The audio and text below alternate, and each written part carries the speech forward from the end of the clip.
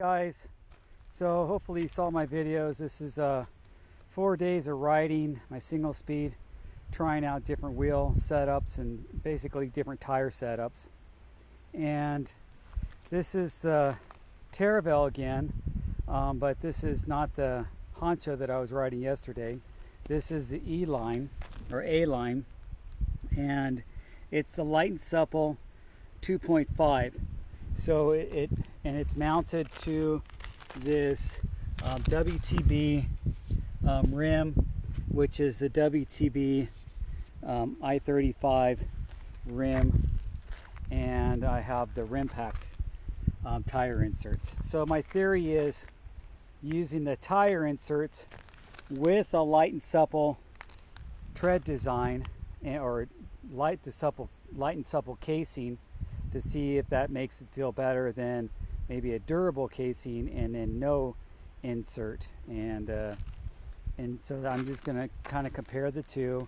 Today I'm climbing to the top of the mountain, getting a nice long ride in to test this out. But this, I kind of have a love-hate relationship with these Teravail A-lines or E-lines, however you say it. I love the tread design. I like that they're light, and I like that they are supple, but they just don't seem to hold air very well or last very well. I messed it up there, and you can see it's leaking a little bit, and hopefully that sealant will get in there. I've got 6 ounces of sealant in there now. The Rimpact, that's the one downside of the Rimpact. It does suck up the sealant like a sponge, and so I had to put some more in it right before my ride today. And then the same tire I had on front yesterday, the Teravail Honchos, and those have been working out really nicely for me. The matching wheel set, because as you can see I got the gold Hadley hub and then the blue Hope hub on back. The matching wheel set, the other wheel has a different tire on front, so I didn't want to switch the front wheel. I just left that one on there. And then I geared, made it a little bit easier gear, put a 23 tooth on for today, just because I was lugging up that extra weight, and it is 4 days in a row, and I'm here to enjoy the ride. I'm not really here to make a PR on my climb or hike a bike any. I pride myself on being able to stay clipped in the whole ride. As you can see, I use my SPD pedals, and I'm clipped in the whole way. So let's see how the trail looks. Let's see how these react to this type of trail, and I'm going to show you how this trail is too as I'm riding. Yesterday I felt like the camera angle was a little bit too high, so I might even take it out and hold it down closer to the ground and see what you guys think.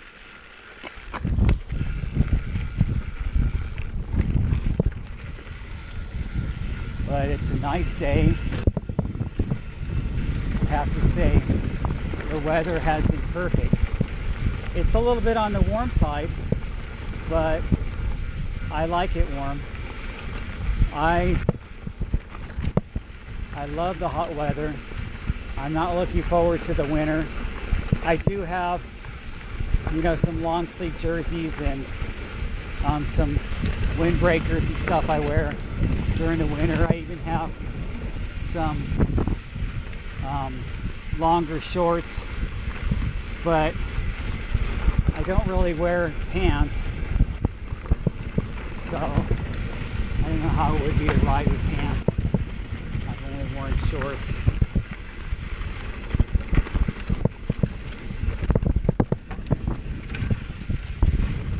So all the way up here, you could see the terrain. Well, this is pretty smooth right here, but then you get into some chunky stuff like this, and this terrain here is pretty much it's granite. It's broken down granite. And so if you've ever been to a rock quarry where they refine the granite to make cement, this is the stuff they use. And so you're kind of like on this stuff that's like, chunky marbles on a granite countertop, and then with a few boulders thrown in there. baseball sized rocks in there. So, and some really hard stuff. So it beats up your tires pretty good. That's why I do go through a lot of tires and have a lot of tires and go through a lot of rims. I'm hoping the whole Rimpact thing will save me. I probably should have always been using the more durable tread. So let me show you how this looks.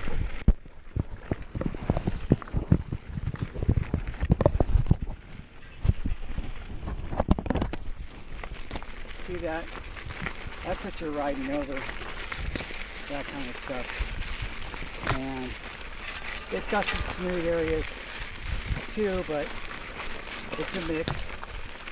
But you do have a lot of chunky stuff that's sharp-edged, rocks, baseball size sometimes, softball, baby head size, and smaller, marble size. And see how the dirt is white? That's because it just, like I said, it's broken down granite. So that's how it looks, you guys. Put this back in.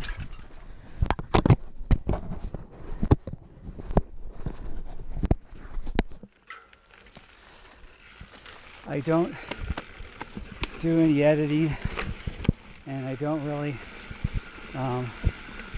do anything extra to my video, just raw video. So sorry about all the clanking.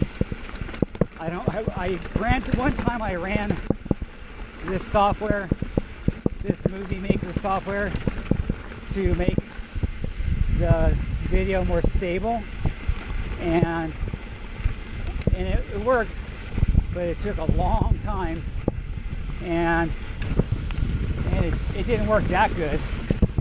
And what I really need to do is just get a new camera, but wait for one of my son to buy a new camera and give me one of his old ones that has the stability built in. I rode with this guy that had this really nice gimbal that he had his camera mounted on a gimbal, and that was real stable because he sent me the video. So here it is, you guys. This is the stuff I'm riding over, and as you can tell, I'm riding my single speed. I don't really slow it down because it's a single speed or because it's rigid. I love to jump.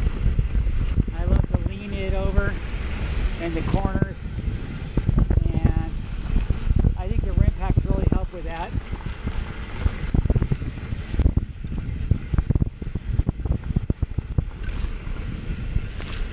But the tubeless really is a critical thing for all my bike setups.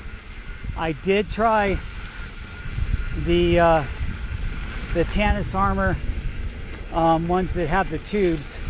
That's basically like a huge tire liner that encompasses the total inside of your tire. And honestly, I didn't like that at all. It made my tires feel really hard as a rock, and I lost all that suppleness, and I didn't really feel like I gained any traction out of it all. Maybe a little bit of rollover stiffness, I guess I can give it that. And then it was heavy as heck because it's that huge insert and you have to put a tube. So that's just not my thing. I don't want to deal with the tube. I think tubeless is the way to go, especially nowadays when you can run tubeless with the insert. It's really the best of both worlds. And then if I ever don't run an insert, I'm just going to go with the more durable tread and make sure I use a wide rim like that. Yesterday I was using a 30 millimeter rim with a 2.4 tire, and that was perfect. And today I got a 35 millimeter rim with a 2.5 tire, and I would do the same thing in a durable tread if I wanted to not use the insert. But these are new rims, and I'm tired of dinging my rims and replacing them. The rims are expensive, so are the tires. But I've actually bought some rims for less than some of my tires. I bought some rims on sale for like 60 bucks, and I bought tires not on sale for like 75, 80 bucks. So it's crazy how expensive bicycle tires are. Anyway, I'm gonna take you down a little bit further, then I'll cut it off and start it back up. But happy Friday, everyone, and I hope you're out riding your bike this weekend and enjoying the weather wherever you are. If you're here in SoCal, then you definitely know we are spoiled with our weather. The only downside is we have a shitty air quality index here, and the air sucks. It's not like Montana, but what can you do? It's not as cold as Montana either.